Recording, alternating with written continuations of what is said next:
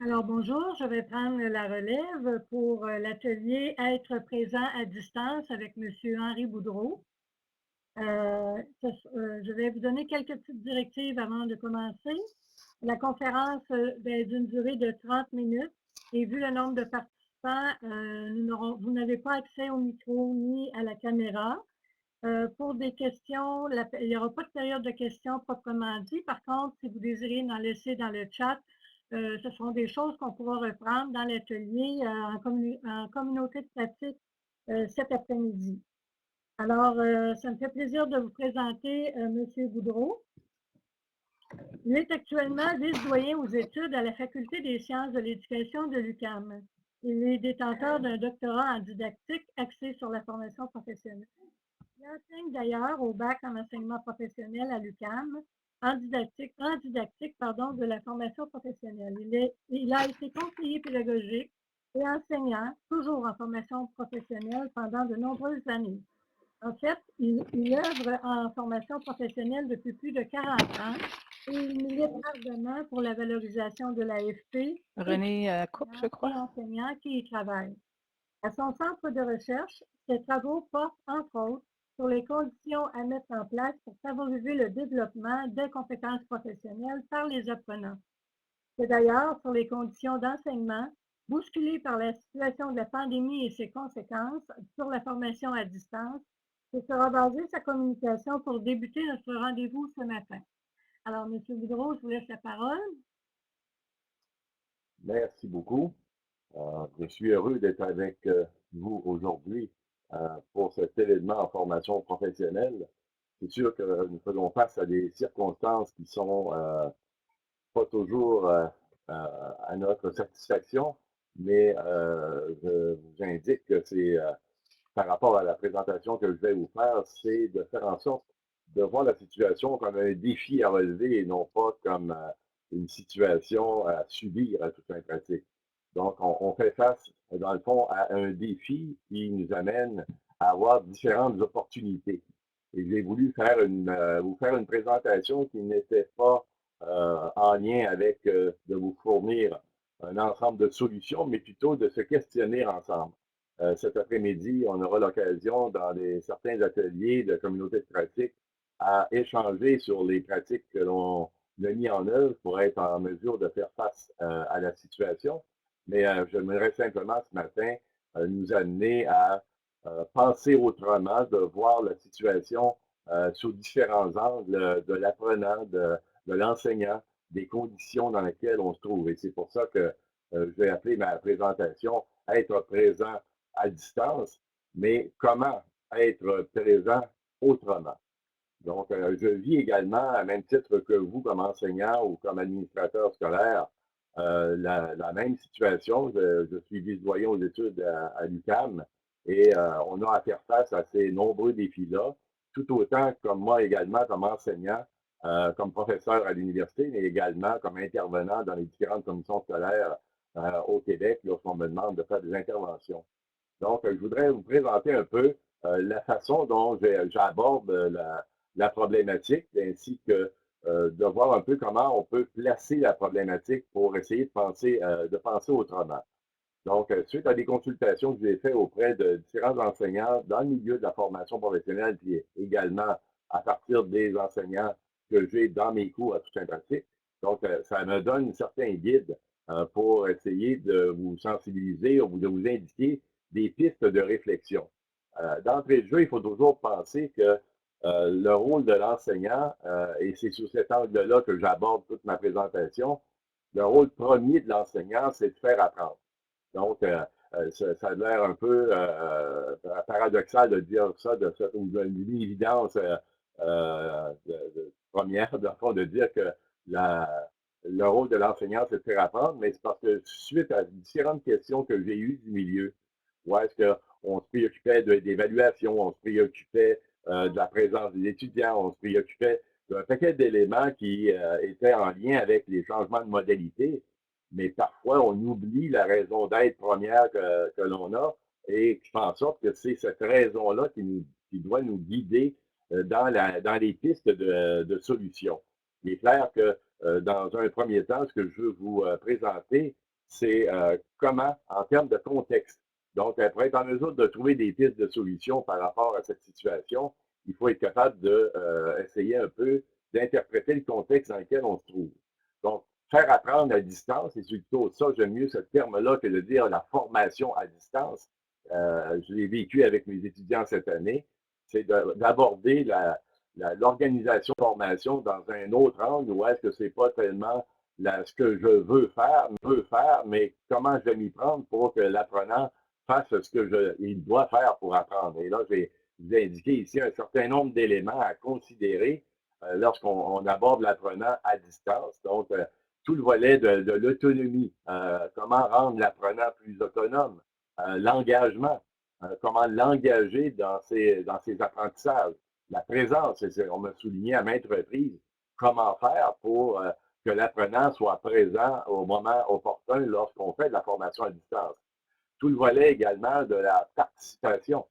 Donc, comment faire participer, la motivation, l'attention, la discipline, pas dans le sens du contrôle de la classe, mais que l'apprenant se discipline à être présent, à faire les travaux, à s'impliquer à tout ça pratique, et tout le volet de l'anxiété également, que les apprenants vivent aussi. Donc, il y a tout un ensemble d'éléments qu'on doit considérer par rapport à la perspective de l'apprenant, parce que c'est ça le premier élément à considérer lorsqu'on veut faire face à la situation présentement. Il faut regarder la situation par les yeux du bénéficiaire de notre activité. Donc, c'est par les yeux de l'apprenant. Peut-être que ça peut vous amener à voir ça de façon plus complexe, mais il faut se mettre à sa place et vous verrez, je vous indiquerai tout à l'heure un certain nombre de questions à laquelle il faut s'attarder à répondre. Également, au niveau de l'enseignant, quels sont le contexte de l'enseignant? C'est l'organisation des apprentissages. Il faut bien comprendre que dans le modèle en présentiel, vous n'avez pas à vous préoccuper d'un certain nombre d'éléments, comme par exemple la présence de l'étudiant. Il est soit présent à l'école ou il n'est pas présent, mais il est dans votre classe. Le fait également que vous avez un certain contrôle par votre personnalité à intéresser, motiver, stimuler l'apprenant, mais maintenant, c'est à distance. Donc, ce qu'on s'aperçoit, c'est que présentement, ce n'est plus la personnalité de l'enseignant qui suscite l'intérêt de l'apprenant à participer, mais plutôt ce qu'il va organiser comme apprentissage. Également, la planification de l'enseignement vient prendre un acte beaucoup plus important que c'était précédemment, où on pouvait éventuellement, à la limite, improviser certaines rencontres, certaines séances, mais on ne peut plus aborder la formation sous cet angle-là maintenant. Ça demande plus d'organisation, plus de planification, plus d'organisation. Également, le volet évaluation propose ses défis propres également. On vit un milieu universitaire comme vous le vivez probablement.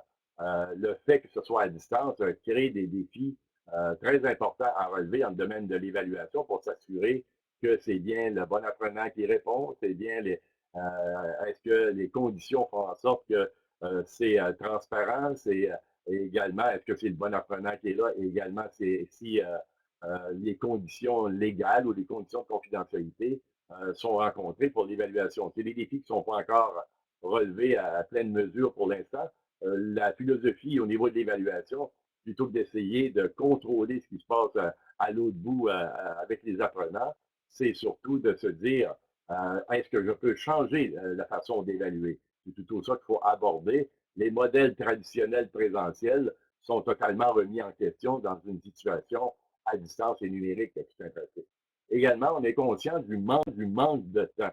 Le défi de l'enseignement à distance, c'est d'être obligé d'investir nettement plus de temps pour s'organiser, pour se planifier, pour développer du matériel nouveau, pour susciter l'intérêt de l'apprenant, pour le motiver. Donc, c'est pas anodin, c'est pas quelque chose qui s'intègre dans une tâche conventionnelle, mais pour l'avoir vécu moi-même, même si si mon cours était organisé déjà en format hybride préalablement, j'ai dû investir un minimum de 4 à 5 heures d'adaptation pour chaque heure que j'avais de formation à donner en soi. Donc, vous voyez, le défi en termes de manque de temps, de gestion de temps, n'est pas anodin à cet égard-là.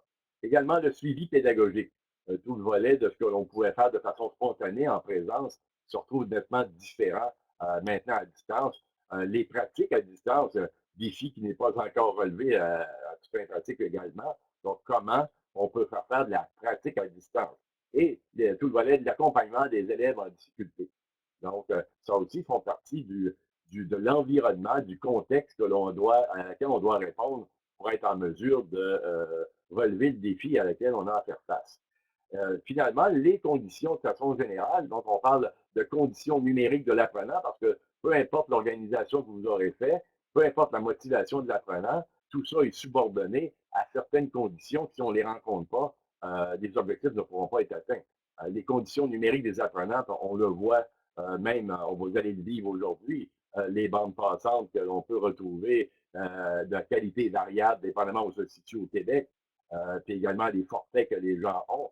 Les grippins informatiques, quand on se retrouve dans un environnement familial où tout le monde est à distance, ça amène des défis en termes d'infrastructure, d'équipement qui n'est pas anodin et qu'il faut considérer. Également, des compétences numériques des enseignants. D'utiliser de façon occasionnelle l'informatique pour faire des travaux, faire de la communication à distance, utiliser Internet, c'est une chose. D'avoir les compétences nécessaires pour développer des applications, faire des apprentissages, faire le suivi, accompagner. Également, ça fait partie de la panoplie des conditions que l'on doit gérer en même temps que des objectifs que l'on doit atteindre. Les problèmes technologiques, ainsi que les environnements d'apprentissage numériques et autres. Donc, tout ça fait en sorte que ça vient teinter de façon plus ardue les différents éléments du contexte que je vous ai indiqué par rapport aux enseignants et aux apprenants. Regardons maintenant, je les ai mis sous forme de questionnements importants à se poser et je reprends chacun des variables en ce qui a trait ou des intervenants, l'enseignant et l'apprenant, parce qu'il faut toujours se dire que essentiellement, à faire apprendre, c'est la relation qui établit un enseignant avec l'apprenant versus le lien que l'apprenant a avec l'objet de formation. Donc, c'est ça qui est le jeu. Le défi maintenant, c'est que le contexte a changé. Donc, comment on réaménage tout ça dans ce nouveau contexte? Donc, regardons les questions qu'on est en droit de se poser, en tout cas que je vais essayer d'imaginer qu'un enseignant peut se poser suite aux expériences que j'ai vécues jusqu'à maintenant. Donc, c'est des questions très pratico-pratiques. Donc, comment vais-je donner accès au savoir à apprendre? Entre autres choses, on sait qu'on a des limitations au niveau des technologies. Si au niveau présentiel, j'avais la conviction que de donner une formation d'1 heure et 2 heures de théorie, ça avait un certain niveau de performance, on comprendra que le taux d'attention au niveau du numérique est relativement plus bas. Donc, et également, c'est que il faut que je donne accès au savoir. Si la seule façon de donner accès au savoir, c'est de faire une séance vidéo synchrone avec les étudiants, on s'aperçoit que souvent les caméras ne sont pas activées, on se demande si la personne est présente, etc. Donc, comment vais-je donner accès au savoir autrement que dans la façon traditionnelle que j'utilisais quand j'étais en présentiel comme enseignant? Autre question, quelles sont les conditions technopédagogiques de mes apprenants? Donc, ça aussi, il faut s'assurer que les modalités qu'on mettra en place, les stratégies qu'on mettra en place, la manière dont je vais m'y prendre, soit à la portée technologique. Ça peut être à la portée intellectuelle, mais pas nécessairement technologique des apprenants. C'est la limitation que l'on a. Également, comment vais-je faire pour les motiver? Comment motiver à distance? Car souvent, même en présence, on avait des doutes sur certains niveaux de motivation. C'est un défi qui est excessivement important.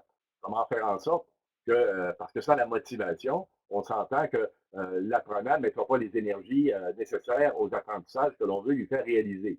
Donc, et soyez assurés que vous n'êtes pas le seul à vous questionner sur ce volet-là. Souvent, les étudiants en formation professionnelle se sont inscrits en formation parce que on avait un volet plus pratico-pratique. Comment on fait maintenant pour reproduire ce type de situation? Comment créer le besoin d'apprendre les savoirs? Parce que encore, c'est que si on a de la difficulté au niveau de le faire apprendre l'aspect pratique, comment on va en arriver à ce que l'apprenant se rende compte que le savoir est nécessaire à la compréhension de la pratique qu'on lui fait faire? Donc, ça aussi, c'est un questionnement qui est important sur lequel on doit se pencher. Comment organiser la formation pratique? Donc, c'est une chose, on doit faire de la pratique, mais comment on l'organise à l'intérieur d'un nouveau scénario, de nouvelles modalités. Pour faire suite également, on peut se poser la question comment prendre les apprenants comment rendre les apprenants plus autonomes? Souvent, j'ai entendu de par certains intervenants dans l'enseignement, oui, mais les étudiants ne sont pas autonomes. Ils ne pourront pas être plus autonomes que l'organisation de l'enseignement a pris compte de ce volet-là, dans le sens qu'on ne peut pas être autonome si c'est la planification est incomplète ou que l'apprenant ne comprend pas comment l'organisation de la formation est faite. Donc, il est important de faire en sorte que non seulement vous, vous êtes planifié et organisé, mais que l'apprenant puisse prendre conscience de cette organisation-là pour qu'il puisse manifester cette autonomie-là. Également, qu'est-ce que l'apprenant devra faire pour s'approprier les savoirs? Donc, c'est une chose de vouloir lui faire apprendre des savoirs, mais comment il va se les approprier? Est-ce que c'est simplement par de la transmission à distance? On voit des limitations que ça peut provoquer. Donc, comment susciter l'intérêt? Vous voyez tous les morceaux ensemble de la motivation, de l'organisation, de l'autonomie, de l'intérêt également et du besoin d'apprendre font partie des défis de l'enseignant dans cette nouvelle modalité. Elle le faisait également, étaient présents ces défis-là avant au niveau présentiel. Mais la situation faisait en sorte que certains éléments pourraient être occultés par des éléments compensatoires qu'on pourrait avoir dans l'organisation de l'enseignement. Mais avec la formation à distance, ça vient exacerber tous les manquements ou les incongruités qu'il pourrait y avoir dans l'organisation de la formation ou qui pourraient être compensées autrement. Donc là, on ne peut pas passer à côté. C'est plus maintenant la personnalité ou l'animation ou la passion de l'enseignant qui devient un élément clé, mais plutôt la manière dont il va organiser la formation, puis les apprenants vont s'y retrouver à l'intérieur de cette formation-là. Donc, l'autre question, c'est qu'est-ce que je devrais faire pour que l'apprenant, bon, ça, on avait parlé au niveau de la suite de la question 7 qui était qu'est-ce que l'apprenant devra faire, et également vous, qu'est-ce que vous devrez faire pour que l'apprenant s'approprie les savoirs. En neuvième question, c'est quelles sont les ressources didactiques que je devrais concevoir pour aider l'apprenant?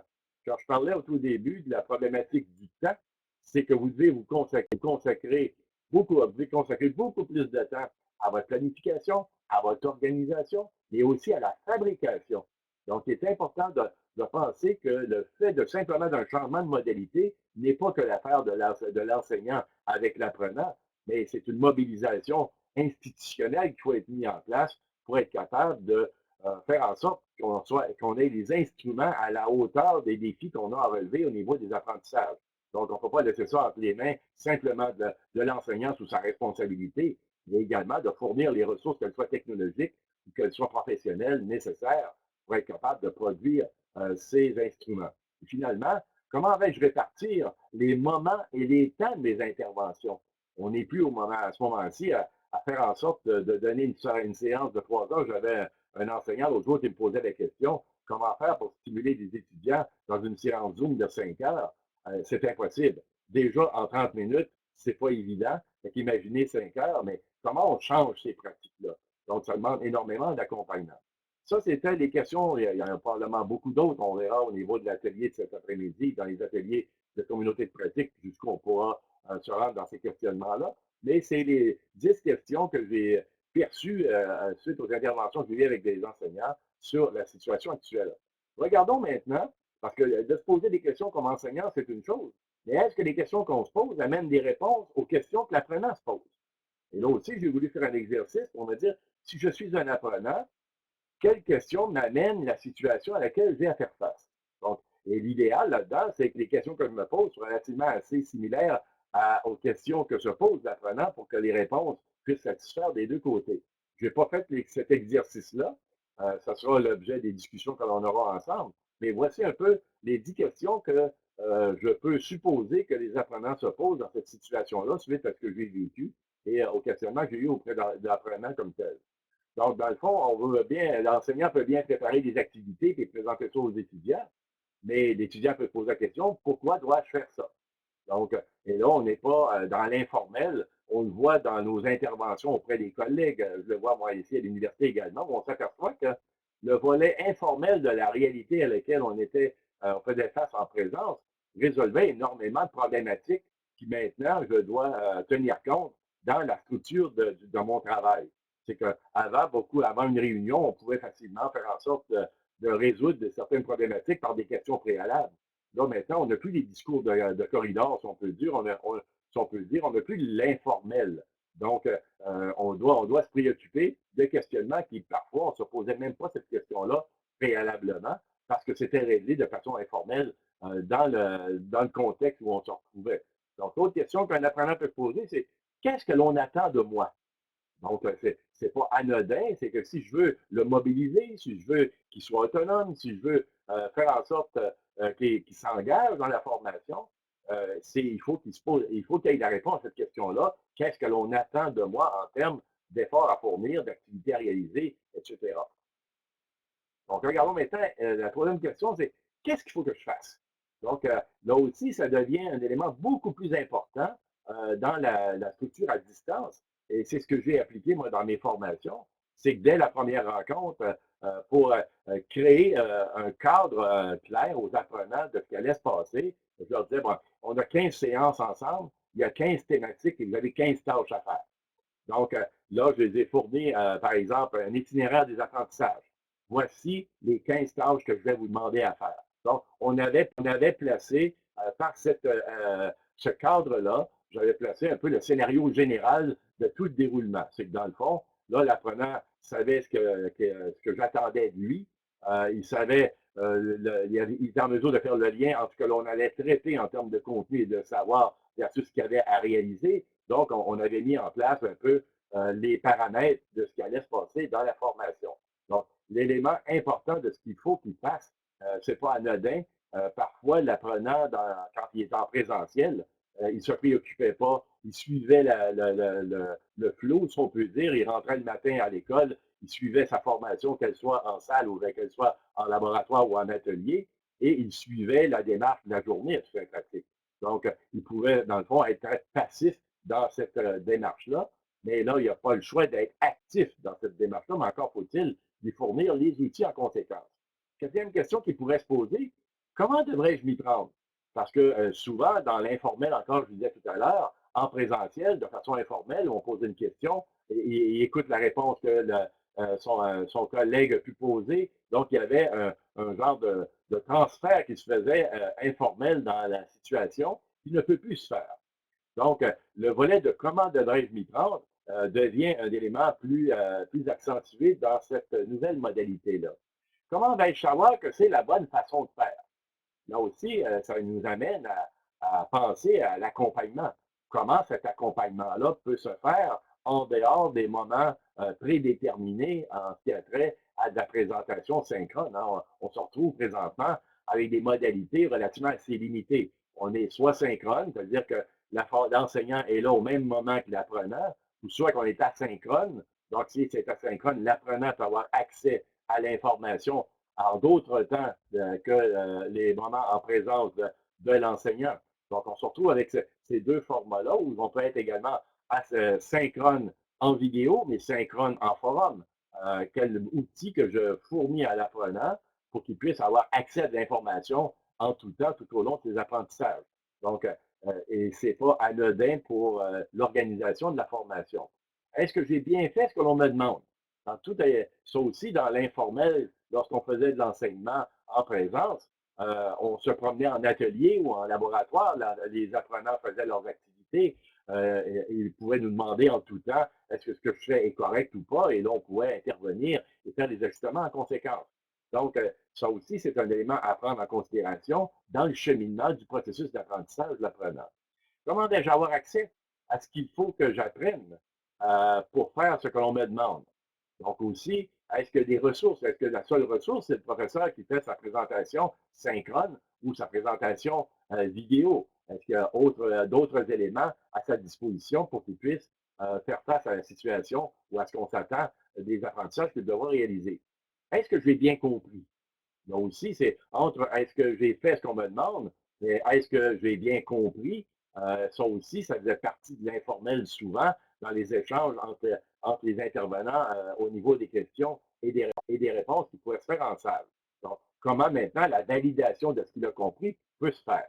Est-ce que je suis dans la bonne direction? Parce qu'avoir compris est une chose, avoir le sentiment d'avoir compris est une chose, mais lorsque j'applique et je fais ce transfert-là de la connaissance théorique à la connaissance pratique, est-ce que l'essai-erreur que je peux faire Est-ce que j'ai un guidage qui va m'amener à comprendre que je suis dans la bonne direction, que je dois corriger les actions que je dois faire? Et finalement, la 10e question que j'ai inventoriée, c'est est-ce que j'ai réussi à faire ce qu'on me demande? Hein, donc, c'est tout ce cycle-là, parce que ultimement, l'apprenant, dans toute sa démarche, c'est des activités qu'on lui fait faire et c'est la relation entre l'activité, le résultat obtenu et l'intervention de l'enseignant qui fait en sorte que l'apprentissage se réalise. Donc, on est dans un processus d'apprentissage. Donc, le questionnement de l'apprenant est lié à ça, mais dans le cas du professeur ou de l'enseignant, sa préoccupation est beaucoup plus large. Il ne faut pas oublier ce cap-là en tout un pratique, en bout de piste, parce que c'est ça qui est notre raison d'être en tout un pratique. Donc, si on regarde le autrement, dans le fond, il faut penser autrement de la formation qu'en présence. Et également, il faut se dire que ce n'est pas momentané, dans le sens que les questions qu'on se pose, les modalités qu'on est en train de mettre en œuvre et les nouvelles pratiques qu'on est en train de développer ne disparaîtront pas le jour qu'il y aura un vaccin où on viendra en classe. Il y a des choses qui sont là pour rester parce que ce n'est pas tous des mauvais éléments avec lesquels on a à faire face. Il y a des nouvelles idées qui s'installent. Je le vois avec mes étudiants où, dans certaines circonstances, je me suis aperçu que les apprentissages étaient nettement supérieurs à ce que je pouvais réaliser en présence. Donc, il y a des choses qui vont demeurer. Mais revoir nos stratégies pédagogiques, j'ai mis 5 éléments là-dessus, c'est améliorer la cohérence pédagogique entre l'objectif, les méthodes et l'évaluation. Donc, vous voyez, parfois, c'est un genre de jeu de blocs que l'on avait où il fallait bien évaluer, il fallait bien faire la formation en présence, faire la formation théorique, faire des activités. Mais là, on a comme une obligation, comme je l'ai dit au tout début, de planification et d'organisation cohérente. Ce n'est plus la structure qui rend la démarche cohérente, c'est-à-dire que le fait que l'apprenant se rende à l'école, se rende au centre de formation, se rende dans sa classe, se rende dans l'atelier et suit la démarche de la journée. Là, maintenant, je dois avoir une cohérence entre l'organisation que je mets en place, les objectifs que je veux atteindre, les méthodes que je vais utiliser les plus performantes par rapport à l'objet d'apprentissage et la finalité qui est l'évaluation. Donc, ça, c'est une prise en considération du penser autrement. L'autre élément, c'est de rendre l'étudiant plus actif durant son cours. Donc, ce que je me suis aperçu, c'est contrairement à ce que je faisais préalablement, où est-ce que je disais, bon, ben voici tel contenu théorique qu'il faut que l'apprenant s'approprie pour faire la pratique, etc. Mais la démarche que moi j'ai mis en place, c'est plutôt la nouvelle façon que j'ai mis en place pour être capable de planifier ma formation. Je me suis plutôt posé la question, qu'est-ce que je vais faire faire à l'apprenant?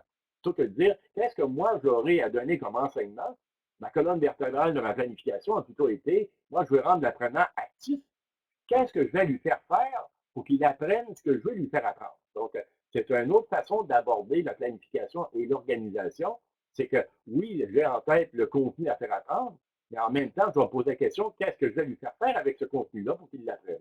Donc, ça, c'est l'autre façon de voir la chose avec ce qui nous est amené par la pandémie. Augmenter la valeur des activités aux yeux de l'étudiant. Là encore, c'est que souvent, les apprenants, les activités qu'ils faisaient en présence, pouvaient se poser la question, la fameuse question que je me pose tout le temps, c'est de quoi ça donne, de dire que quand l'apprenant pose cette question-là, qu'est-ce que ça donne d'apprendre ça? À ce moment-là, c'est qu'il ne donne pas beaucoup de valeur à ce qu'on veut lui faire faire. Mais là, étant donné qu'il est à distance, il faut qu'il soit en mesure de percevoir cette valeur-là. Parce que s'il a l'impression, s'il met en doute la pertinence de ce qu'on lui fait faire et qu'il ne se rend pas compte de cette valeur-là, à ce moment-là, il ne fournira pas les énergies nécessaires. Et là, on aura des problèmes de présence et des problèmes d'organisation des apprentissages et de discipline au niveau de l'apprenant en termes d'organisation de ses apprentissages. Finalement, un quatrième élément, c'est d'augmenter le sentiment de compétence de l'étudiant. Donc, vous voyez, en présence, on était là tout au long du processus en mettant la main dans le dos de l'étudiant en disant oui, c'est bien ce que tu fais, d'être capable d'être là pour le motiver, le stimuler, l'encourager. Mais comment maintenant l'apprenant peut vivre cet élément-là d'un sentiment de compétence, d'évolution de sa compétence.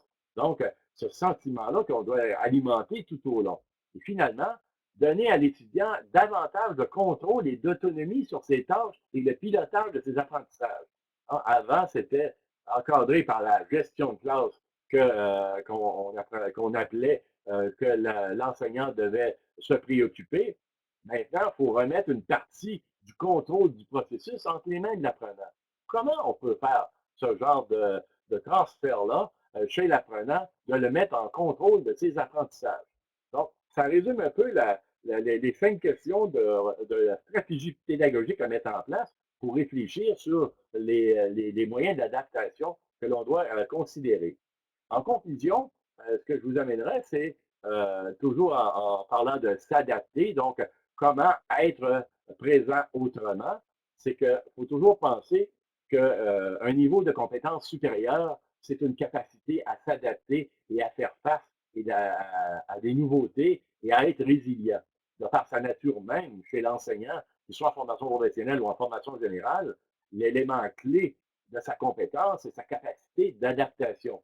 On peut dire qu'on est mis à l'épreuve dans les circonstances actuelles de ce niveau de compétence-là, mais il faut plutôt, comme je l'ai dit en entrée de jeu au départ, de voir ça comme des opportunités. Il y a des choses géniales à lesquelles on est obligé de faire face présentement, qu'on aurait peut-être passé à côté préalablement, et que là nous amène à réfléchir que dans le fond, de remettre en question des pratiques qui étaient ancestrales, si on peut dire, dans l'enseignement, et finalement, ça nous fait découvrir qu'en s'ouvrant à cette réalité-là et aux opportunités à lesquelles on fait face, ça nous amène à penser que lorsqu'on reviendra dans une certaine normalité, que des choses qu'il ne faudra pas toutes remettre de côté en disant on va revenir comme avant, mais d'être capable d'exploiter ce que l'on aura découvert avec cette nouvelle situation-là. Donc, les 2 maîtres mots que l'on doit souligner, puis c'est par l'expérimentation que j'ai eu à vivre avec mes étudiants et que je vis présentement avec mes étudiants, l'élément de réussite. Ce n'est pas tellement l'organisation des contenus, l'animation, les dessins ou les types d'activités que l'on peut faire avec tous les médiums que l'on peut utiliser en termes de nouvelles technologies. Mais les 2 mots-clés, c'est accompagner et supporter. Donc, c'est à ce niveau-là qu'on voit vraiment la mise en œuvre de cette composante-là, de ces 2 composantes-là. Comment je peux accompagner mon apprenant à apprendre ce que je veux qu'il apprenne? Et pour l'accompagner, il faut également que je le supporte. Comment je vais le supporter au moment difficile qu'il aura à vivre? Parce qu'essentiellement, un enseignant, l'essence de sa présence, c'est d'être présent au moment où l'apprenant se pose des questions, au moment où l'apprenant a des problématiques pour l'amener vers la réussite. Donc, je conclurai sur ces 2 éléments-là ma présentation et j'avais simplement humblement comme objectif d'un peu mettre la table par rapport au peu d'expérience que l'on a développé depuis le début de la pandémie. Et une fois l'urgence passée, où est-ce que l'on en arrive présentement à installer des dispositifs et des façons de faire qui sont un peu plus réfléchies, de vous amener à vous poser des questions d'une façon de réfléchir à la problématique qui nous ramène vers l'essence de notre fonction de travail, qui est simplement de faire apprendre un métier à des apprenants et de développer leurs compétences pour qu'ils puissent, malgré la situation, atteindre les mêmes objectifs qu'ils auraient atteints dans un temps supposément normal à tout un pratique. Donc, je vous souhaite une bonne suite au niveau de la journée. On se reverra en ce qui me concerne, certains d'entre vous dans la rencontre de cet après-midi pour la communauté de pratique pour les métiers de fabrication, où on essayera à ce moment-là, ce sera plus vous qui parlerez ou vous amènerez, vous, des idées de ce que vous avez fait, parce qu'immanquablement, de votre expérience et de la situation, il y a énormément de choses géniales qui se font présentement. Faut pas minimiser les actions qui se font. J'ai vu dans différentes commissions scolaires des actions faites de façon spontanée par des enseignants qui est absolument génial. Donc, il ne faut pas avoir peur de vouloir mettre de l'avant ce que l'on a réalisé au meilleur profit de tous les autres. C'est pour ça qu'on veut mettre en place des communautés de pratique pour se supporter, pour améliorer non seulement la situation actuelle, mais également notre situation régulière comme enseignant pour aller de l'avant en formation professionnelle et de la mettre à l'avant-garde d'une valeur ajoutée au Québec pour le développement de notre main-d'œuvre. Donc, je vous souhaite une bonne journée et on se revoit cet après-midi. Alors, merci beaucoup, M. Boudreau. On va laisser la place maintenant au prochain conférencier, M. Charland.